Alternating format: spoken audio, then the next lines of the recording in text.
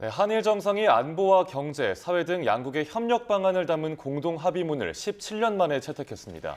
이재명 대통령은 미국 트럼프 대통령과의 정상회담을 위해 오늘 미국으로 떠나는데요.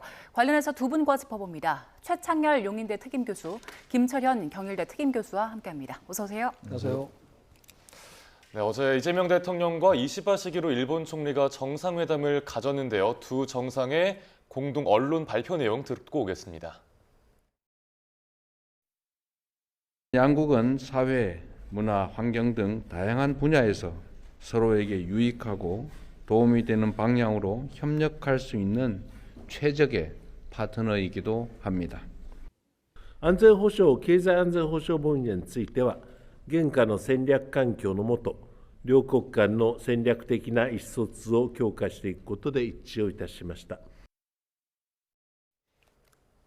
네, 양국이 미래지향적인 발전에 방점을 찍고 공동 발표문을 채택했습니다. 한일 정상회담 이후 합의된 문서 형태로 결과가 나온 건 2008년 이후 17년 만에 처음인데 먼저 최 교수님 어떻게 평가하세요? 일단 셔틀 외교가 복원됐다는 데 의미가 있어요. 지난번 이제 비상기업 사실 그때 12월 달에 이시바 총리가 내한할 계획이 있었어요. 근데 우리나라 이제 정치가 이제 불안하니까 그게 이제 성사가 안 됐던 건데 지금 말씀처럼 또 17년 만에 2008년 이후 처음 이 합의문 형태로 언론 공동 발표 문의 형태로 발표가 된 것도 의미가 있는 거죠. 그만큼 한일 관계가 이제 새로운 관계로 접어든다는 얘기고 아까 잠깐 보셨습니다만 이제 일본 총리가 전략적 현실 인식을 했다 이런 얘기도 했어요. 전략적. 그리고 그건 또 여러 가지가 있어요. 지금 뭐 이따 말씀을 하겠습니다만 한일 간의 차관급 전략회의 대화를 이제 곧 재개한다라는 거. 지금까지는 주로 이제 국장급 실무회의를 많이 해왔다고요. 예. 그제 그 회의의 성격을 격상시킨다는 의미가 있고 또 하나가 이제 북한의 완전한 비핵화를 여전히 언급했습니다. 최근에 이재명 대통령이 이제 북한 핵 문제에서 일단 동결, 축소 그리고 비핵화 이제 3단계를 얘기를 한 적이 있는데 일단 북한의 완전한 비핵화를 다시 한번 거론을 했습니다. 그리고 영내 여러 가지 이제 무슨 전략적인 문제 이런 얘기했는데 이따 얘기하겠습니다만 과거사 문제는 빠졌어요. 예. 네. 과거사 문제는 빠졌고 특히 이제 일본으로 떠나기 전에 이재명 대통령이 요미우리 신문과의 인터뷰한 게 있습니다. 거기서 2015년도에 박근혜 정부 때 그 위안부 합의가 있었어요. 기억하시겠습니다만 1,000억 원 정도 그걸 이제 투자해서 화해 치유 재단을 만들어서 최종적이고 불가역적인 합의를 했다. 그때 굉장히 비판이 많았어요. 그리고 나는 2023년도 윤석열 정부 때입니다. 윤석열 정부 때도 뭐 이제 강제동원 피해자에 대한 제3자 변제 배상안 그것도 뭐 엄청나게 반대가 많았어요. 그럼에도 불구하고 이걸 이제 일단 국가와 국가 간의 합의였기 때문에 유지하겠다 이렇게 얘기를 했거든요. 그런 부분은 이제 과거사에 속하는 부분인데 물론 신문과의 인터뷰였습니다만 저도 나중에 또 셔틀 외교가 보험이 됐으니까 얘기할 기회가 있겠습니다만 거기에 대한 얘기가 전혀 없었어요. 그게 아마 주목할 만하고 아무튼 간에 한일 간의 미래지향적인 관계를 상당히 의식하는 그리고 여러 가지 뭐 AI라든지 수소 같은 거 이런 첨단 산업을 강화하자 공급망도 그렇고 그런 것 플러스 이제 북로가 자꾸 이제 밀착 중이잖아요. 그러니까 북로 관계 그리고 특히 이제 한미 간에 나올 얘기긴 합니다만 이제 동북아의 이제 안보 환경이 아주 급변하고 있는 상황이기도 해요. 그런 그 부분에 대해서 같이 공조하자 이런 얘기들 쭉 해왔기 때문에 아무튼 대단히 의미가 있는 것 같아요. 어느 때 한일 회담보다도 의미가 있고 단지 1998년도인가요? 그때 이제 김대중 오부치 선언이 있어요. 그때 이것도 과거사에 관련된 거긴 합니다만 미래지향적 관계를 얘기하면서 일본의 통전한 반성을 담았던 게 이제 김대중 오부치 선언이에요. 다 알려진 바와 같이.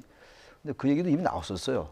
근데 어쨌든 뭐 짧은 시간이어서 그랬는지 몰라도 김대중 오부치선을 잇는 정도의 어떤 뭐가 나오지 않을까 그랬는데 미래에 이제 그 많은 이제 비중을 두다 보니까 이렇게 되는 거. 또 하나가 이제 특기할 만한 게 일본을 먼저 방문했던 거. 이건 일본 총리도 얘기를 했고 우리 이재명 대통령도 언급을 했습니다. 네. 일본을 먼저 방문한 건 그만큼 한일 그리고 한미의 어떤 선순환 협력 관계를 중시한 거다. 그러니까 제가 봐도 이건 상당히 전략적인 현실 인식에 기초한 것 같아요. 그런 전반적인 부분에서 아무튼 대단히 긍정적으로 평가할 만하다. 일단 그렇게 봅니다. 네. 김 교수님께서는 어떻게 네, 평가하십니까? 저도 뭐 대체적으로 아주 뭐 긍정적으로 평가를 하고요. 어쨌든 한일 정상간에 저는 신뢰 회복이 됐다는 부분이 가장 또 크다고 보이거든요. 어쨌든 이재명 대통령이 굉장히 조금 파격적인 외교 행보를 이번에 하신 거예요. 어쨌든 우리 역대 대통령을 보면 한미 정상회담 이후에 한일 정상회담을 했는데 이번에 한일 정상회담을 먼저 했고요. 우리가 먼저 일본을 방문했거든요. 그것도 보면 특히 시기가 중요한데 8월 달이라는 시기가 한국과 일본에 다 예민한 시기거든요. 일본 같은 경우에는 2차 세계대전을 패망한 날이고요. 우리 같은 경우에는 일제강점기에서 벗어난 광복을 맞이한 해이기 때문에 한국과 일본 사이에는 항상 과거사라고 하는 아주 민감하고 예민한 문제가 있었는데 저는 이번에 이재명 대통령의 어떤 방위를 통해서 이제는 과거사의 문제에 대한 완벽한 정리가 됐다고 보이거든요. 왜냐하면 그동안 진보 정권이 들어서게 되면 항상 일본 측의 어떤 과거사에 대한 진솔한 사과를 계속적으로 요구해오고 기존의 합의를 뒤엎는 경우가 좀 있었는데 방금 교수님께서 얘기하신 것처럼 2005년도에 만들어진 위안부 합의를 존중하겠다고 했거든요. 예. 2023년도 윤석열 정부에서 만들어진 강제징용에 대한 제3자 배상에 대해서도 다 존중하겠다고 했기 때문에 더 이상 한국과 일본 사이에 불편하게 할 만한 과거사 문제는 전혀 없거든요. 만약에 아마 어제 간 부분이 이재명 대통령이 아니고 보수 대통령이었다면 아마 지금 민주당이나 시민단체에서 굴욕적인 한일 회담이다. 또는 매국노다, 또 토착 예고다 이런 얘기가 나왔을 텐데 이재명 대통령이 어떤 진보 진영의 욕을 얻어먹을 각오로 전 이 과거사 문제에 대해서 완벽하게 이제 정리를 했다고 보이거든요. 이제는 보수 정권이 들어서든 이제 진보 정권이 또 들어서든 이제는 앞으로 이제 과거사 문제를 갖고 한일 간에 불편한 일은 전혀 없을 것이다. 왜냐하면 위안부 문제하고 이 강제징용에 대한 이 부분에 대해서 이재명 대통령이 이제 매듭을 지은 부분이 있는 거거든요. 그렇기 때문에 저는 이 과거사 문제 정리된 거 하나만으로도 한일 간에 굉장히 큰 성과가 벌어졌다. 이렇게 되면 이제 가깝고도 먼 나라에서 이제 가깝고도 더 가까운 나라로 발전할 수 있는 계기는 많이 만들어지거든요. 그래서 이제 굉장히 다양한 미래 신산업 분야냐, 뭐 관광, 뭐 통상, 경제 많은 부분들에 대한 얘기가 있었는데 그러한 부분들에 있어서는 이제 앞으로 이제 굉장히 실무자들 사이에 속도를 낼 가능성도 크다고 보이거든요. 예. 그렇기 때문에 저는 이번 한일 정상회담은 한국 측에서 특히 이재명 대통령이 엄청나게 일본에 대해서 성의를 보여준 거예요. 그렇기 때문에 저는 일본 측에서 이제 공은 이제 일본으로 넘어갔거든요. 그렇기 때문에 일본에 아마 이시바 총리가 이번 10월 달이 되면 경주 아펙 회의에 참석할 가능성이 굉장히 높은데 그때 저는 김대중 오부치 선언에서 나왔던 그 통절한 반성 그리고 마음으로부터의 사죄를 몸으로 행동으로 보이는 게 이제 하나 나와야 되거든요. 예. 그래서 저는 이제 생각하고 있는 것이 아펙 정상회의에 오면 적어도 위안부 할머니를 이시바 총리가 한번 만나야 되는 거예요. 그래서 왜냐하면 지금 아마 생존에 계신 분들이 한 6분 정도 되고 강제징용 피해자 어르신들도 있거든요. 그런 분들을 이시바 총리가 한번 만나서 정말 진심 어린 사과와 용서를 구한다면 이제 한일 사이에 맺혔던 여러 가지 감정적인 앙금 이런 것들이 눈 녹듯이 녹을 수도 있는 부분이거든요. 그렇기 때문에 저는 이재명 대통령이 굉장히 성의 있는 그리고 일본에 대해서 정말 과거사를 정리하자고 하는 굉장히 적극적인 행위를 보여줬기 때문에 저는 이제는 이시바 총리가 한국민들에 대해서 그리고 한국 정부에 대해서 몸으로 행동으로 과거사를 어떻게 이제 청산할 것인가에 대해서 좀 보여줄 때가 아닌가 이렇게 봅니다. 근데 이런 생각이 들어요. 맞는 일리 있는 말씀인데 과거사 문제가 완전히 정리됐다. 그렇게 볼 수는 없어요. 제가 볼 때는 지금 이제 이재명 대통령은 보다 적극적으로 그 이제 제스처를 취하는 거예요. 상당한 반대가 있었음에도 불구하고 2023년도 윤석열 정부 때 강제 동원 관련 합의 그리고 1998년도 박근혜 정부 때 그 합의에 대해서 인정한다. 국가와 국가 간의 어떤 일관성의 문제, 신뢰 문제 등 인정한다고 했습니다만 지난 정부 때도 왜 물의 반을 우리가 채웠는데 물컵에 왜 안 채웠냐 그랬잖아요. 그러니까 우리가 그렇게 적극적으로 나선다는 얘기는 과거사 문제 끝났으니까 우리 아무 얘기 안 하겠소가 아니고 일본의 상황을 좀 지켜보겠다는 거예요. 이재명 대통령의 생각은. 그래서 그 요미우리 신문과 이미 인터뷰를 했던 거라서 지금 우리 김 교수 말씀처럼 아마 이제 일본의 반응이 있을 거예요. 반응이 전혀 없으면 안 됩니다. 과거사 문제 절대 해결될 수 없어요. 저런 식의 태도 가지고 과거에 이제 뭐 여러 그 무슨 반성이 있었죠 몇 번에. 근데 자꾸 왜 반성만 하라고 하냐 그 얘기가 아니에요. 독일이나 이런 나라는 뭐 계속 반성합니다. 그래서 저는 일본의 태도가 이제 우리가 이렇게 적극적인 자세를 보이고 있으니까 우린 기다려 보는 거죠 뭐. 아마 뭐 그런 기회가 있을 거예요. 예.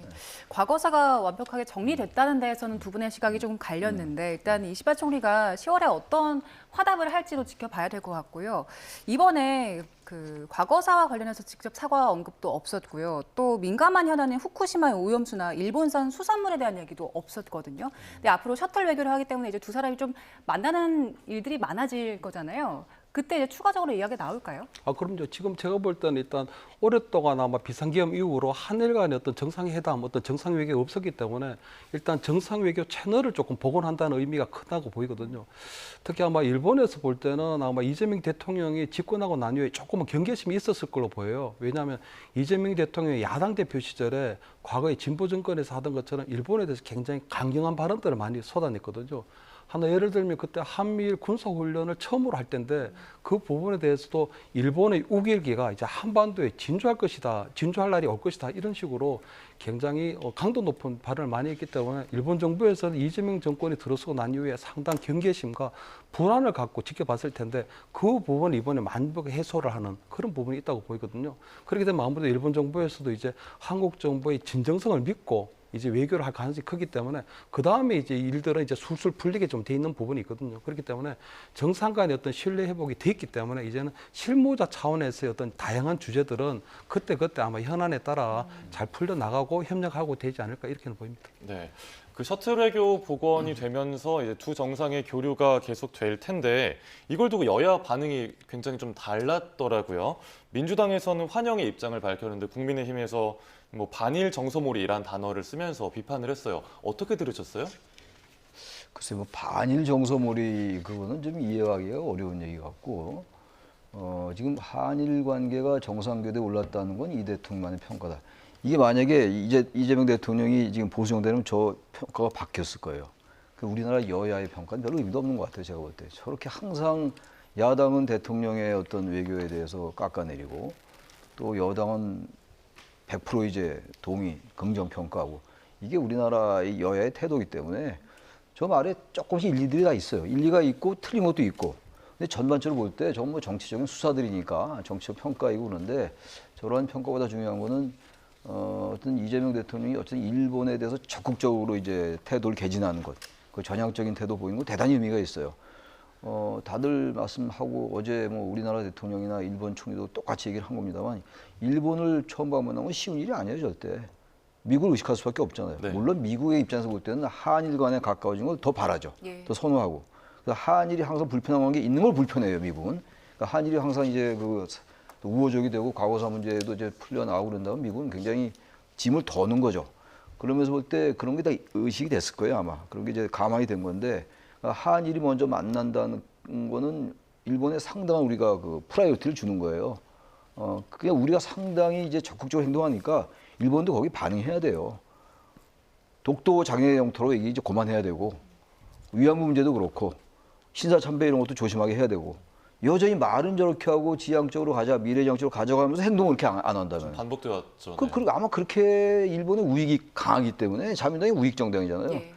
그래서 한일 간의 정상이 저렇게 한다 하더라도 이게 그 밑에 레벨에서 다르게 될 수 있다고요. 그래서 이 부분은 우리가 항상 조심해야 되는 건데 그렇다고 해서 과거사에 발목 잡힐 수는 없는 거죠. 절대로 이제. 워낙 이 한일이 우리나라 국력이 뭐 일본에 거의 비슷해진 거예요. 어떤 면에서 앞서는 것도 많고 과거의 한일 관계가 아닌 거예요 이제 이미.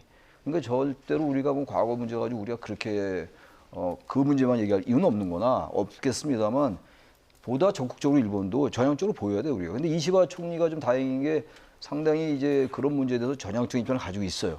단지 이제 걱정이 뭐 걱정이라기보다도 참여 선거에서 패배했기 때문에 과연 이시바 정권이 얼마나 갈지 만약에 이게 정권이 바뀌고 총리가 바뀌면 또 다른 변수가 나올 수 있는 거라서 그건 뭐 다른 얘기예요. 다른 정책 변수긴 합니다만 오늘 이제 어제 했던 한일 정상회담은 그런 것들이 다 밑에 수면에 가라앉아 있는 거예요. 일단 소리된 이 과거의 문제를 좀 정리하고 앞으로 나아가자. 우리나라가 이제 그 계엄 때문에 상당히 어려웠는데 그거를 복원했던 의미도 있고 그런데 큰 의미가 있기 때문에 저는 야당의 평가가 야당이 저렇게 박하게 평가할 이유가 없을 것 같아요. 제가 볼 때. 예. 혹시 덧붙이실 말씀 있을까요? 그렇죠. 뭐 저는 뭐 야당에서 하는 부분들은 저는 이번 한일 정상에 대한 평가는 상당히 평가를 하고 있다고 보이거든요. 다음에 이재명 대통령이 야당 대표 시절에 했던 발언들 그것들과 너무 180도 달라지니까 그때 같은 경우는 계속적으로 어떤 뭐 이 보수 정권에서 하는 여러 가지 뭐 일본과의 협력 부분에 있어서도 그분이 대부분 다 뭐 토착 외구 아마 매국 여러 굴욕적이다 이런 부분들에서 계속 폄훼를 하고 발목 잡기를 했었거든요. 근데 막상 대통령이 되고 어떤 국정의 최고 책임자가 되고 나니까 전혀 다른 상황이 된 거잖아요. 그렇기 때문에 저는 아마 그런 부분에 있어서 이재명 대통령이 그러면 왜 입장이 바뀌었는지, 물론 실용 외교나 국익 외교라고 하는 그런 부분들도 맞긴 하지만 그런 부분에 있어서는 좀 어안이 벙벙한 부분들이 있거든요. 그렇기 때문에 야당 대표할 때 그냥 표몰이라든가 어떤 여당을 공격하기 위한 그런 소재로 선 부분에 있어서는 아무도 이재명 대통령이 나름대로 아마 이번에 한일 정상회담 그리고 한미 정상회담 끝나고 돌아오게 되면 아마 국민들에 설명할 기회가 있을 텐데 그때 아마 본인의 입장이 왜 달라졌는지 그리고 어떤 부분으로 이제 국익 외교나 실용 외교의 방향을 맞춰갈 것인지에 대한 추가적인 해명은 좀 있어야 되지 않을까 이렇게 보입니다. 예.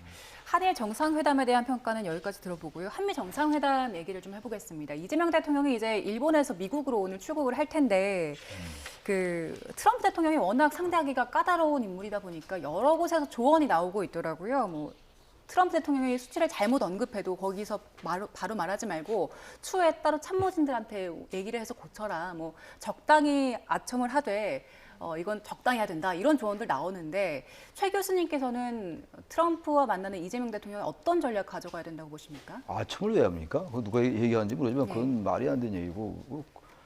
주권 국가의 정상들이 많은데 무슨 아부래요? 그런 단어는 의미는 알겠는데 말하자면 이런 거 아니에요? 트럼프 심기 건드리지 말라. 뭐 이런 거 아니겠어요? 거의 뭐 깡패 같은 그런 거래수를 쓴다는 일부의 평가도 있잖아요. 그러니까 트럼프 대통령은 정말로 국가 간의 철학적인 접근 이런 건 관심이 없는 것 같아요. 철저하게 실용 위주, 국익 위주. 모든 정상이 다 그래요. 그렇게 합니다만 최소한은 동맹에게 갖춰야 돼. 얘 이런 건 별로 생각 안 하는 것 같아요. 설령 그런 비판을 받더라도 미국 국민들에게는 더 지지를 받을 수 있다는 그런 정책 계산이 있다고 저는 보는데 아무튼 지금 이제 3,500억 우리가 투자하기로 했잖아요. 예. 투자의 성격이나 내용에 대해서 아직 완전하게 합의된 게 없어요, 사실은. 그리고 저게 조약이 아니기 때문에 우리나라와 미국과의 관계만 그런 건 아니에요. 미국과 다른 나라의 관계도 마찬가지다. 뭐 국회나 의회의 비준을 받는 것도 아니기 때문에 언제든지 바뀔 수 있어요. 관세 문제도 그렇고. 관세도 지금 15%로 선방했습니다만 또 야당에서는 원래 한미 FTA가 있어서 원래 0%였는데 15% 됐으니까 이게 뭐냐 뭐 이런 비판도 하고 그럽니다. 그러니까 지금 트럼프가 또 어떤 얘기 할지 몰라요. 지금 한미 간의 원전 수출 문제도 있고 지금 보세요. 조현 외교부 장관이 지금 원래 대통령을 수행해야 되는데 예. 먼저 날아갔잖아요. 게다가 그 김정관 산업통상부 장관도 그렇고 게다가 오늘 이제 강호식 비서실장까지 출국하는 이런 상황이라는 게 삼실장이 다 갔어요. 네, 다 갔어요. 뭐 국가안보실장은 이제 뭐 대통령 이재명 대통령 옆에 있더라고요. 어제 보니까 있었는데 그런 걸 볼 때 어쨌든 대단히 까다로운 거이면 틀림없어요. 지금 이렇게 까다로운 대통령을 우리는 처음 보는 거죠. 네. 우리나라만 그런 건 아닙니다. 모든 세계 정상이 다 그런 건데 아무튼 지금 제일 중요한 게 이른바 안보 패키지라는 거. 자꾸 방위비 분담금을 얘기를 하고 있고 국방비의 이 증액을 뭐 나토의 수준으로 해라. 5%로 올려라 이런 얘기인데 그 남의 나라 국방비까지 얘기할 건 아닌 거죠. 방위비 분담에 대해서 얘기할 수 있으나 이런 부분들에서 아첨하고 이런 거에 난 전혀 동의할 수 없고 예. 당당하게 해라 당당하게. 주한미군을 왜 있습니까 여기? 주한미군 미국의 국익에 부합하니까 있는 거예요. 너무 자꾸 우리가 저 자세로 물론 뭐 워낙 이제 강대국이고 그러니까 뭐 칼자루 그쪽에 지고 있는 건 맞아요. 근데 우리도 상당한 투자를 하잖아요 지금. 어마어마한 투자를 하는 거예요. 근데 그걸 가지고 마스가라는 것도 계속 요 타결됐다는 거 아니에요? 그 10, S가 예. 10잖아요. 그 10, 조선산업. 우리가 그 카드가 있어요. 그러니까 너무 물론 우리가 아무래도 미국보다는 약한 나라니까 약하다기보다도 뭐 미국이 초강대국, 세계 유일 초강대국이니까 그걸 감안해야 되겠습니다만 과도하게 그럴 필요 없어요. 우리 국력이 과거 같지 않습니다. 방산 세계 5위 국가고 5위인지 뭐 몇 위인지 어쨌든 군사력도 그렇고 그러니까 우리가 할 수 있는 최대 카드를 활용하되 전략적으로 해야 되겠죠. 굳이 뭐 아까 그 얘기는 뭐 그런 의미겠죠. 굳이 심기 건드리지 말아라. 예. 자극시키지 말라니. 오케이 좋습니다. 다 좋은데 아무튼 중요한 건 이 안보 패키지가 제일 중요해요. 안보 문제와 경제를 연결시키는 게 안보 패키지거든요. 그러니까 우리가 당당하게 임하고 동맹의 현대화 이런 게 참 우리로서는 부담스러워요. 말이 좋아도 동맹의 현대화지 주한미군의 역할에 어떤 변화를 얘기하는 거 아니에요? 규모나 이런 거. 대만 해협에서 일이 생길 때 주한미군의 역할이 바뀌었다. 그건 기정사실이에요. 이제는 바꿀 수 없습니다. 다시 전 걱정되는 게 아직 그 얘기까지는 안 나옵니다만 대한민국 군대가 거기 투입되는 어떠한 형태로 간에 직간접적으로 이게 대단히 부담스러운 거예요. 우리로서는. 그러니까 중국과의 관계가 있기 때문에. 또 우리 러시아의 관계도 우리가 새로 고려해야 돼요. 북로가 가까워지고 있는데 너무 지난 정부 때 러시아와 냉대했어요. 우리가. 근데 미국으로서는 이게 다 불편한 것들이거든요. 그러니까 우리의 국익과 미국의 국익이 합치되는 부분이 있고 우리와 전혀 합치되지 않는 부분이 분명히 있어요. 모든 나라 관계가 다 그렇습니다. 그러니까 우리가 전략적으로 임하되 당당히 임하라는 거예요. 당당하게. 굳이 너무 낮은 자세로 할 건 전혀 없다. 지금 평택 기지가 세계 최대 넓어요. 주한미군 기지가. 그렇죠? 우리도 꽤 올릴 만큼 올렸어요. 국방비도. 네. 그러니까 너무 그렇게 미국에 대해서 전략적으로 임하되 네. 뭐 굳이 자극시킬 필요는 없겠으나 아까 어떤 사람의 말처럼 무슨 아첨이라 그런 건 네. 전혀 해서는 안 되는 일이다라고 봅니다. 네. 당당하게 임하라는 조언 주셨는데 어떤 조언 주시겠습니까? 그래서 저는 아첨이라는 표현이 조금 듣기가 불편한 네. 건 있거든요. 저는 그렇지만 주권 국가로서 트럼프 대통령과 좀 당당하게 맞대응을 하는 건 맞죠. 하지만 저는 한마디 조금 고언을 드린다면 아무리 불쾌한 상황이 오더라도 절대로 노라고 하지 마라. 절대로 그 자리에 노라고 하지 마라. 왜냐하면 트럼프하고 만났던 외국 정상들 중에요. 맞서서 좋게 끝난 경우가 한 번도 없었거든요. 아마 우크라이나 젤렌스키 대통령 같은 경우는 그 백악관 집무실에서 그에 앉아 뭐 호되게 당할 정도로 말도 못할 정도로 하고 나중에 굴복을 했고요. 스위스 대통령 같은 경우는 트럼프 대통령을 만나러 왔다가 결국은 불쾌해서 만나지도 못하고 돌아가고 나중에 굴복을 했거든요. 그렇기 때문에 저는 여러 가지 형태로 트럼프 대통령을 만났을 때 물론 2시간 정도의 짧은 업무 오찬이기 때문에 많은 이야기를 다 얘기할 수는 없거든요. 아마 지금 우리 정부 관계자들은 굉장히 많은 주제를 다양하게 논의할 것으로 보이지만 그렇게 되지는 않을 것 같고 핵심 의제에 아마 집중하게 될 것 같은데 트럼프 대통령이 강의를 한다고 하더라도 강의식으로 좀 듣는 식으로 듣고 포괄적으로 동의하고 난 이후에 나중에 그 문제를 차차 풀어나가면 되는 부분이 있거든요. 그런데 트럼프 대통령이 뭐 여러 가지 뭐 그 관세 우리 그 협상을 할 때도 보면 3,500억 달러에 대한 사용처라든가 수익에 대해서 미국이 일방적으로 가져가겠다. 기분 나쁘죠. 하지만 그런 부분에서 나중에 풀면 되고요. 방위비를 정액하는 부분은 어차피 이재명 대통령 입장에서는 이재명 정부에서는 전시 작전권을 전환할 거기 때문에 전시 작전권을 전환하려면 감시 정찰 자산에 대한 고도화가 이루어져야 되거든요. 고고도 위성도 필요하고 하기 때문에 그러한 부분으로 방위비 정액을 하게 되면 결국 트럼프 이해 관계에도 맞고 우리도 전시 작전권을 환수하는 부분에 있어서 이해가 동행이 일치하기 때문에 저는 트럼프 대통령과의 관계 속에서는 이번에 처음 만나고 특히 트럼프 대통령 같은 게 굉장히 변칙적이고 예측도 불가능하고 즉흥적이고 이재명 대통령 같은 경우는 지금 어떤 정상부 외교에 처음 나서는 거거든요. 그렇기 네. 때문에 괜히 저는 뭐 이 트럼프 대통령과 여러 가지 하는 부분에서는 저는 아무래도 한 번 정도는 숨을 참고 심표로 하고 넘어가는 게 조금 바람직하지 않나. 그러면 저는 크게 뭐 저는 미스테이크 없이 나름대로 이번 한미 정상회담을 마무리를 할 수 있지 않을까 저는 이렇게 평가합니다. 네, 한미 정상회담에서 이재명 대통령과 트럼프 대통령이 어떤 이야기를 나눌지 계속해서 지켜보고요. 이제 국회로 가보겠습니다. 네, 조금 전에 전해드렸던 대로 노란봉투법이 국회 본회의를 통과했습니다. 이에 대해서 더불어민주당은 노동계의 오랜 염원을 달성한 역사적 순간이라고 평가를 했고요. 조금 전에 민주당 의원총회에서 정청래 대표가 한 발언 먼저 듣고 대담 이어가겠습니다. 오늘 우리가 처리한 이 노란봉투법은 노동계의 오랜 수건일 뿐만 아니라 실제로 노동 현장에서 필요한 그런 법들을 담아서 우리가 통과를 시켰습니다. 진작에 통과시킨 법이었는데 윤석열 거부권 행사로 지금까지 노동계의 염원이 미뤄졌었는데 오늘 우리가 그것을 달성했다라는 것으로 우리가 역사적으로 큰 일을 했다 이렇게 생각을 합니다. 의원님 여러분들이 자랑스럽습니다.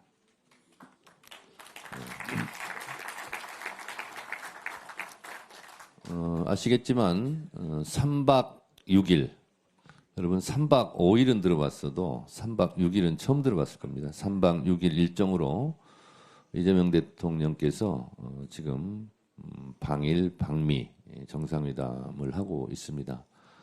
굉장히 빡빡한 일정인데요.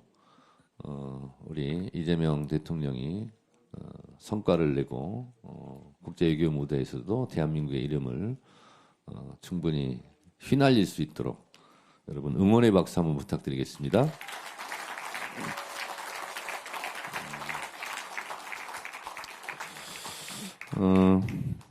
지난번에 말씀드렸다시피 검찰개혁의 큰 산을 우리가 지금 넘어가고 있습니다. 제가 약속드린 대로 추석 전에 검찰청 해체 소식을 전할 수 있지 않을까 그렇게 생각을 합니다. 9월 25일 그것을 처리할 예정인데요. 제가 언론개혁, 사법개혁 특위위원장님들한테도 제가 말씀을 드렸다시피 언론개혁 부분도 사법개혁 부분도 법안이 마련되는 대로 가급적이면 9월 25일에 성과를 낼 수 있도록 최대한 노력해 주실 것을 제가 부탁드렸는데 그 부분도 된 것은 된 대로 또 미진한 부분은 또 그 후에 이렇게 하는 걸로 그렇게 했으면 좋겠습니다. 국민의힘 전당대회가 내일 모레 있을 예정입니다. 참으로 걱정스럽습니다. 윤 어게인을 외치거나 주장한 그런 세력들이 국민의힘의 또 당 지도부가 구성이 될 모양입니다. 국민의힘이 사실 국민의 짐이 되어버린 지가 오래된 일이지만 국민의힘이 국민의 적이 되지는 않을지 진짜 걱정됩니다. 윤 어게인을 외친다는 것은 여러분 생각해 보십시오. 작년 12월 3일 비상계엄 내란의 밤 우리 똑똑히 기억하고 있지 않습니까? 다시 윤석열 당을 만들어서 다시 계엄을 하자는 건지 뭐 하자는 건지 도대체 알 수가 없습니다. 시간이 흘러도 우리가 잊지 말아야 될 것이 있습니다. 여러분 아직 내란이 끝나지 않았습니다. 지금도 내란과의 전쟁 중입니다. 헌법과 민주주의의 적을 우리가 물리쳤습니다. 국민들 덕분에 국민과 함께 우리가 물리쳤고 아직 내란 종식이라는 큰 시대적 과제를 우리가 안고 하루하루 의정활동을 하고 있는데 도로 윤석열당, 도로 내란당이 될지도 모르는 그러한 상황에 지금 직면해 있다 이런 생각을 하지 않을 수 없습니다. 여러분 제가 홍보위원장한테도 얘기를 해서 아마 전시를 할 예정인데요. 노상원 수첩 여러분 우리가 절대 잊어서는 안 됩니다. 만약에 비상계엄 이 내란이 성공했더라면 이재명 대통령이나 저나 여기 계신 많은 분들이 이 세상 사람이 아닙니다. 불기의 객이 되어서 어디 구천을 지금 떠들고 있을지 모릅니다. 끔찍한 일 아닙니까? 그런 일을 저지르려고 했던 사람들이 진정 어린, 진정성 있는 대국민 사과하지 않고 다시 윤 어게인을 외치는 그런 세력들이 다시 국민의힘의 지도부가 된다. 저는 이것은 매우 심각한 일이다. 이렇게 생각하고 우리가 12월 3일 그 내란의 밤 때 긴장했던 네, 정청래 민주당 대표의 발언 듣고 왔습니다. 굉장히 많은 내용에 대해서 이야기를 했는데 우선 노란봉투법에 대해서 노동계 오랜 수건이라면서 환영 입장을 밝혔어요. 네, 어떻게 들으셨습니까? 저 노란봉투법이라는 게 이제 노동조합, 노동관계조정법 2조 3조 개정하는 건데 다들 아시겠습니다만 이제 사용자 범위를 이제 원청까지 확대하는 거예요. 그러니까 이제 하청, 재하청 계속되어 왔었는데 이제 가장 그 최고의 결정을 할 수 있는 원청과 이제 대화를 할 수 있는 거라서 이제 경영계는 대단히 난색을 표시하는 거예요. 그 계속 이 쟁의에 말려둘 수밖에 없다. 뭐 그 내용이고 첫째 어쨌든 사용자 범위가 확대된 것, 그 다음에 손해배상의 어떤 범위, 그 제한액을 이제 설정한 거예요. 과거에 그 쌍용자동차 때 상당히 많은 그 손해배상이 청구됐던 거였잖아요. 그때 이제 그런 것들을 이제 없애는 거고 또 하나가 이제 경영상의 사업 결정도 쟁의 대상에 포함시키는 것. 이 세 가지가 주된 거예요, 지금.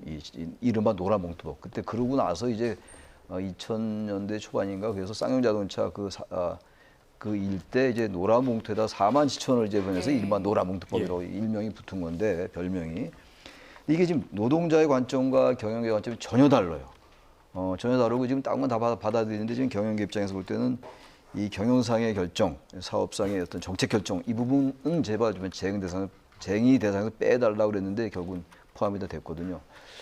근데 이거는 또 근데 지금 이 정책실장 김용범 정책실장 얘기는 그 모든 걸 포함한 게 아니라 정리해고라든지 이런 것만 하겠다는 얘기다. 쟁의 대상에 포함된다. 이런 얘기를 하더라고요. 그래서 이게 지금 통과는 됐는데 일단 시행 과정 좀 지켜보고 좀 제가 볼 때 그렇다고 이게 지금 경영계가 걱정하는 것처럼 계속 쟁의에 시달리지는 않을 거예요.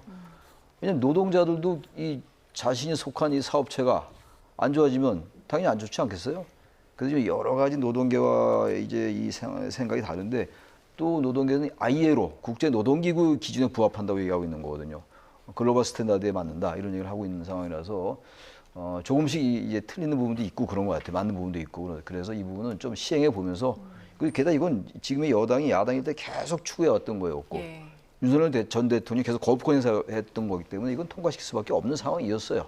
이게 통과가 됐으니까 이번에 시행을 좀 지켜보면서 얘기를 해야 될 것 같아요. 예, 네. 노란봉투법 통과가 됐고 바로 2차 상법 개정안도 상정돼서 지금 필리버스터 진행되는 중인데 국민의힘 쪽에서는 쓸 수 있는 카드가 지금 계속해서 필리버스터밖에 없는 전혀 없는 상태이기 때문에 저는 단지 이렇게 민주당이 언제든 마음만 먹으면 언제든지 모든 법안을 처리할 수 있는 상태거든요. 대통령이 거부권 행사할 일도 없고. 그렇다면 저는 이렇게 급하게 할 이유가 뭐가 있냐. 왜냐하면 지금 오늘 통과된 노란봉투법 같은 경우에는 원청업체에 대한 부담, 그러니까 경영상의 부담이 커지는 거거든요. 왜냐하면 노조가 아무래도 이제 파업이라든가 협상력이 훨씬 더 강대해지기 때문에 그렇다면 지금 대통령이 지금 미국에 정상회담 하러 갔는데 SK나 삼성이나 우리 하나를 비롯한 대기업 그룹 회장들이 다 따라갔거든요. 측면 지원하기 위해서. 근데 그분들이 결국 거기서 대통령을 돕고 있는 동안에 지금 일요일 날 한국의 국회에서는 그 원청업체에 상당한 부담을 주는 법안을 통과시켜버린 거거든요. 그렇다면 그동안 경영계에서는 이 법안을 나름대로 조금 어려움도 얘기를 했지만 한 1년 정도 시행을 유예해달라. 이 부분이 마지막 요청사항이었거든요. 왜냐하면 노란봉투법에서 가장 중요한 원청업체에 대한 사용자성에 대한 부분은 법원에서 일단 판결이 됐어요. 그렇기 때문에 원청업체가 하청업체에 대한 실질적인 지배를 갖고 있다면 이제는 노조 협상의 대상이 됐거든요. 그렇기 때문에 법으로 어느 정도 인정되기 때문에 노란봉투법이라는 걸로 해서 확인하지 않아도 되는 부분이 있는 거거든요. 실질적 지배가 되어 있다면. 그렇기 때문에 저는 지금 경영상의 부담도 가지고 있고 지금 경영계에 있는 모든 총수들이 대통령을 돕고 있는 상황이라면 노란봉투법이나 상법 이런 것들은 조금은 시행 시기를 좀 늦추거나 또는 경영계에서 얘기하는 독소장을 좀 빼거나 완화하거나 하는 이런 노력들이 좀 있었으면 하는 생각이 들었는데 지금 뭐 국민의힘에서는 그런 여러 가지 잘못된 부분을 지적은 하고 있지만 필리버스터라고 하는 한계에 좀 직면할 수밖에 없고요. 그렇다면 국민의힘도 앞으로는 필리버스터라는 방식을 계속 고수를 할 것인지 아니면 이제 여당과의 어떤 협상에 나서서 독소조항을 좀 줄이고 시행 시기를 좀 늦추는 식으로 오히려 새로운 재협상에 나설 것인지 하는 이런 부분에 있어서는 이제 정부적인 판단이 새롭게 좀 필요할 때가 아닌가 이렇게 보입니다. 예, 알겠습니다. 오늘 두 분 말씀 여기까지 듣겠습니다. 최창렬 용인대 특임교수, 김철현 경일대 특임교수와 함께 한일 한미 정상회담 의제 그리고 노란봉투법 이슈까지 짚어봤습니다. 고맙습니다. 고맙습니다.